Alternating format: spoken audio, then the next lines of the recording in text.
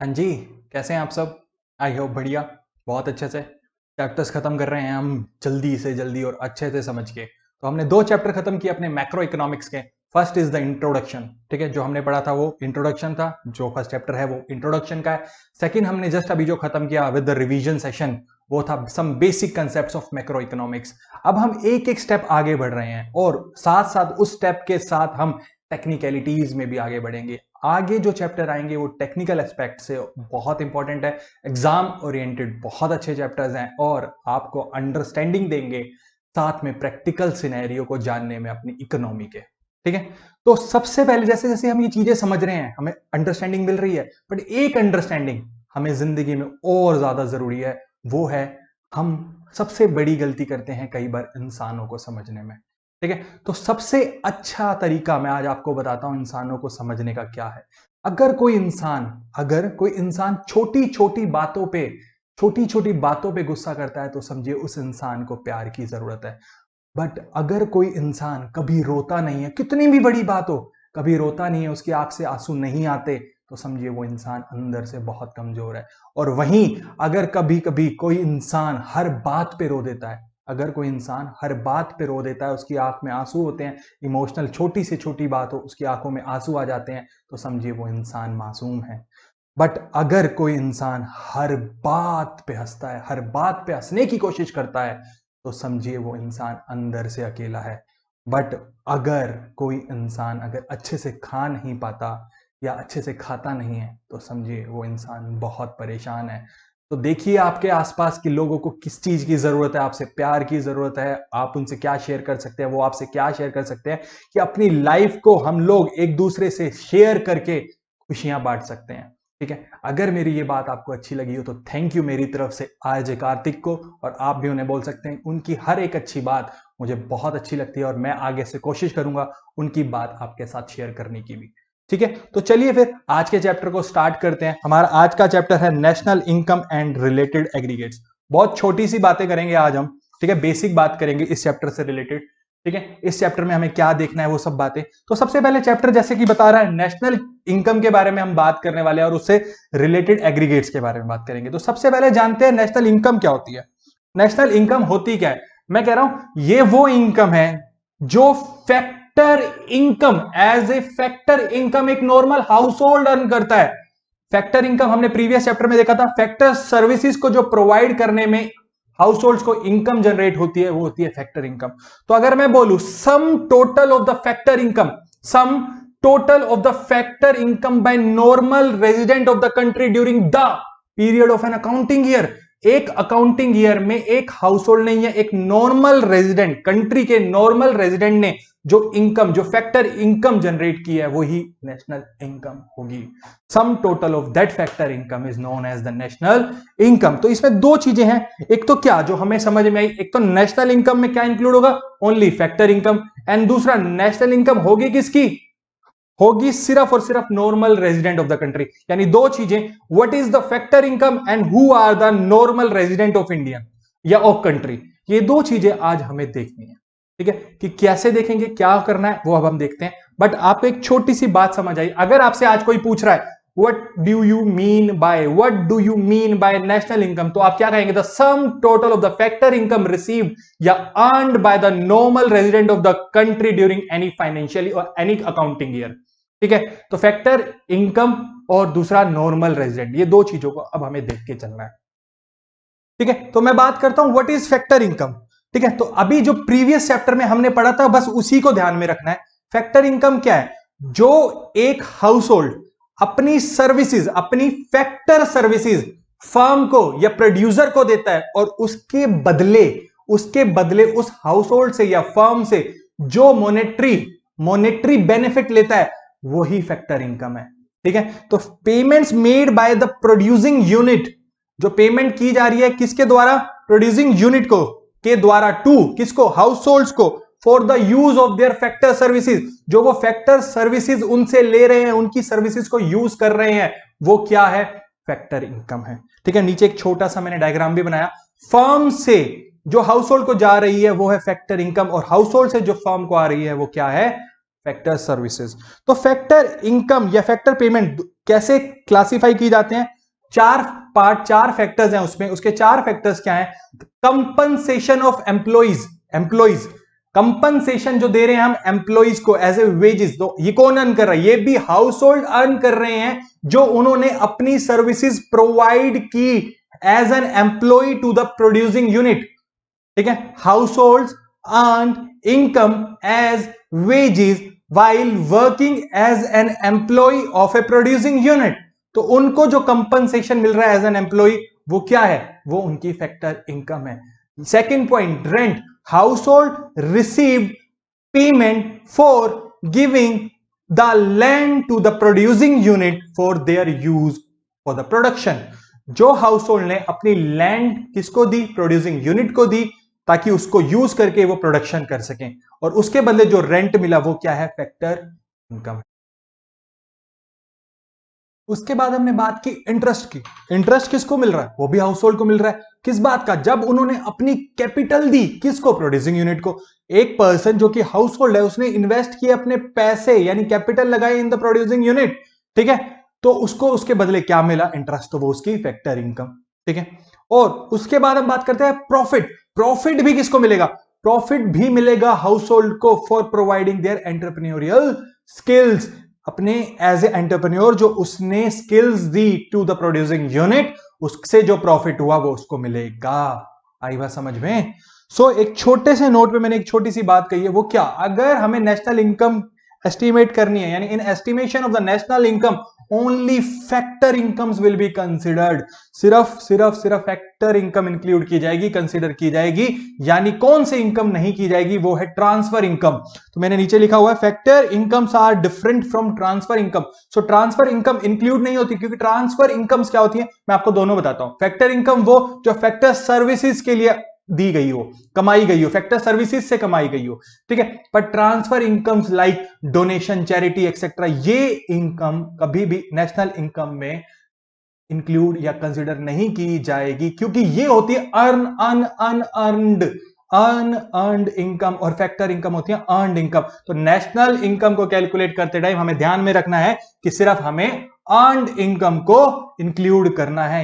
Earn income के अलावा कोई इनकम इंक्लूड नहीं की जाएगी, ट्रांसफर इनकम नहीं की जाएगी, अनअर्न्ड नहीं की जाएगी। आई बात समझ में? चलिए, उसके बाद हमने अभी नेशनल इनकम वाला फैक्टर देख लिया।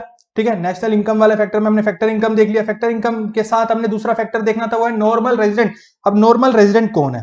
कह रहा है नॉर्मल रेजिडेंट वो है जो ऑर्डिनरी रिजाइड करता है, रिजाइड करता है इन कंट्री कंसर्न। जिस कंट्री की हम नेशनल इनकम की बात कर रहे हैं, वो उसी कंट्री में रहता हो, या फिर उसका सेंटर ऑफ इकोनॉमिक इंटरेस्ट, यानी जो उसका धंधा है, जो बिजनेस है, यानी जो अपनी इकोनॉमिक एक्टिविटी करता हो, वो उस कंट्री में करता हो जिसके हम नेशनल इनकम की कंप्यूटेशन की बात कर रहे हैं। तो दो नोट में मैंने एक बात कही है, और आपको मैं अभी इसके साथ साथ समझाऊंगा नॉर्मल रेजिडेंट और नॉन रेजिडेंट में क्या डिफरेंस होता है, वो वाली बात भी मैं अभी आपको बताता हूं। बट सबसे पहले नोट पढ़ते। कह रहे हैं person residing in a country for a period of 1 year और मोर। एक पर्सन उस कंट्री में 1 साल या उससे ज्यादा रह रहा है, ठीक है, उसे बोलेंगे ordinary residing in that country, या ordinary resident of that country. ठीक है, कह रहा है एक पर्सन, वो पर्सन जो 1 साल या उससे ज्यादा रह रहा है, ठीक है, जरूरी नहीं कि वो उस कंट्री का सिटीजन हो, वो उस कंट्री का सिटीजन हो भी सकता है और नहीं भी। ठीक है, ये बात बोली। उसके बाद नोट 2 में हमने बात की है person is said to have his economic interest in a country. कब? जब व्हेन ही और she carries out all its economic activity such as production, consumption and investment. जब वो उसी कंट्री में अपनी सारी इकोनॉमिक एक्टिविटी लाइक जो हमने बात करी, इन्वेस्टमेंट, प्रोडक्शन, कंजम्पशन, वो कर रहा हो, तो वो क्या होगा? वो होगा हमारा नॉर्मल यानी ऑर्डिनरी रेजिडेंट। ठीक है, यानी क्योंकि उसकी क्या चल रही है, हमारे पास इकोनॉमिक एक्टिविटीज चल रही हैं। आई बात समझ में? हमारी कंट्री में।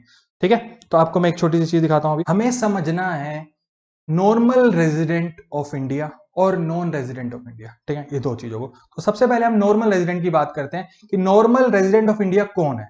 ठीक है, आपको अच्छे से देखना, आपको अच्छे से दिखेगा, मैं आपको बहुत अच्छे से समझा रहा हूं, समझिएगा। कह रहा है कि एक इंडियन जो वर्क कर रहा है फॉरेन एम्बेसी में, भारत में रह के दूसरे देशों का वो दूतावास है, ठीक है। दूत एम्बेसीज को क्या बोलते हैं? दूतावास। यानी इंडियन, जो एक इंडियन फॉरेन एम्बेसी में इंडिया के अंदर वर्क कर रहा है, जो बाहर की कंट्रीज की एम्बेसी इंडिया में है वो उसमें वर्क कर रहा है, ठीक है। हमने एक छोटा सा एग्जांपल लिए, दो एग्जांपल लिए हुए हमने, नॉर्वे का और कनाडा का। दो वर्कर्स हैं, दोनों अपने अपने उसमें काम कर रहे हैं, बट दोनों इंडियन है, ठीक है। तो एक छोटी सी बात समझाई हमने, क्या Indian working in foreign embassy, Indian working in foreign embassy in India, ठीक है। वो भारतीय जो फॉरेन एम्बेसी में काम कर रहा है बट इन इंडिया, ठीक है, फॉरेन एम्बेसी इन इंडिया, ठीक है, वो क्या होगा? नॉर्मल रेजिडेंट होगा। ओके, चलिए अगली बात करते हैं। कह रहा है कि Indians employed in WHO, world health organization, जो वर्ल्ड हेल्थ ऑर्गेनाइजेशन है जो कि इंडिया में लोकेटेड है, इंडिया ऑफिस में काम कर रहे हैं, ठीक है, वो इंडियंस भी नॉर्मल रेजिडेंट होंगे, ठीक है। आई बात समझ में? ये सब लोग कौन है? नॉर्मल रेजिडेंट है, टीम में काम कर रहे हैं, ठीक है। आई बात समझ में? उसके बाद हम थर्ड पॉइंट पकड़ते हैं। थर्ड पॉइंट है हमारा local people, local people working in the office of IMF, international monetary funds in India, ठीक है। IMF के लिए इंडिया में काम कर रहे हैं लोकल पीपल, ठीक है। वो भी कौन होंगे हमारे? वो भी कौन होंगे हमारे? नॉर्मल रेजिडेंट, ठीक है।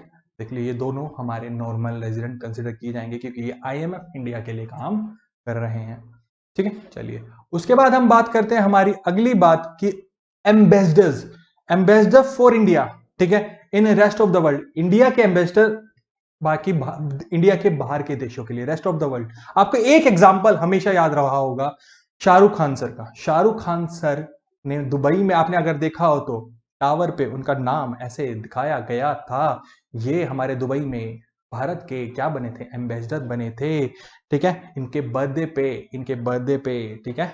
आई बात समझ में? MR ने किया था ये काम, ठीक है। तो ये क्या है? ये इंडिया के पर्सन है, तो ये नॉर्मल रेजिडेंट हो गए, ambassador for India in the rest of the world, ठीक है। आई बात समझ में? उसके बाद हमने बात करी foreign citizen living in India for more than 1 year. अगर फॉरेन सिटीजन, हमने डेफिनेशन में भी बात की थी, फॉरेन सिटीजन इंडिया में रह रहे हैं 1 साल से ज्यादा के लिए, 1 साल या उससे ज्यादा के लिए, तो वो भी क्या होंगे? हमारे नॉर्मल रेजिडेंट बात माने जाएंगे। आपको एग्जांपल याद हो तो हमारे भारत की क्रिकेट टीम के कोच रहे हैं गैरी किस्टन, हैं गैरी किस्टन हमारे इंडिया में ही रहे हैं, इंडिया टीम के साथ, ठीक है। तो मान लीजिए वो 1 साल से ज्यादा के लिए रहे हैं, तो वो भी हमारे क्या बन गए? हमारे नॉर्मल रेजिडेंट माने जाएंगे। आई बात समझ में? तो अभी हमने ये जो पॉइंट्स पढ़े ये थे किसके? ये थे हमारे नॉन रेजिडेंट के। एक भारतीय जो फॉरेन एम्बेसी में इंडिया के लिए काम कर रहा है, एक भारतीय जो WHO इन ऑफिस में, इंडिया के ऑफिस में काम कर रहा है, वो लोकल पीपल जो IMF इन इंडिया काम कर रहे हैं, वो लोकल पीपल जो IMF इन इंडिया काम कर रहे हैं, ambassador for India in the rest of the world, और foreign citizen living in India for more than 1 year, they all are the normal resident of the country. आई बात समझ में? ऑफ इंडिया, ठीक है। चलिए अब हम बात करते हैं नॉन रेजिडेंट की। अगर मैं बोलूं कि नॉन रेजिडेंट ऑफ इंडिया कौन है, तो ये है हमारे, समझिएगा ऑलमोस्ट सिमिलर पॉइंट है, फिर भी मैं आपको बताता हूं। Foreigners working in Indian embassy. अब हमने उसका अपोजिट पॉइंट लिया, पहले Indian working in foreign embassy, but यहां पे foreigners working in Indian embassies in Canada and Japan. Japan और कनाडा में अगर काम कर रहे हैं तो नॉन रेजिडेंट हो गए हमारे। उसके बाद हमने बात की foreigners working in WHO located in India, जो फॉरनर्स WHO में काम कर रहे हैं लोकेटेड इन इंडिया। आई बात समझ में? अगला पॉइंट है German working as a director in the office of IMF in India. German as a director IMF में काम कर रहे हैं, ठीक है, तो नॉन रेजिडेंट होंगे। अगला पॉइंट रहेगा हमारा एम्बेसडर्स। अब एम्बेसडर वाला, एम्बेसडर फॉर इंडिया था, अब ambassador in India from rest of the world.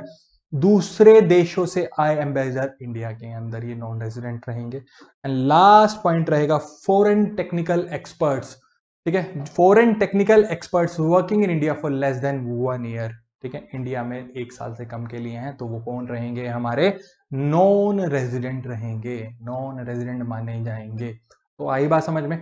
आज हमने एक चैप्टर स्टार्ट किया, वो है national income and related aggregates. उसमें हमने सिर्फ एक नेशनल इनकम के पॉइंट को उठाया, उसमें 2 फैक्टर्स आए, एक था फैक्टर इनकम, दूसरा नॉर्मल रेजिडेंट, वही हमने आज पढ़ा।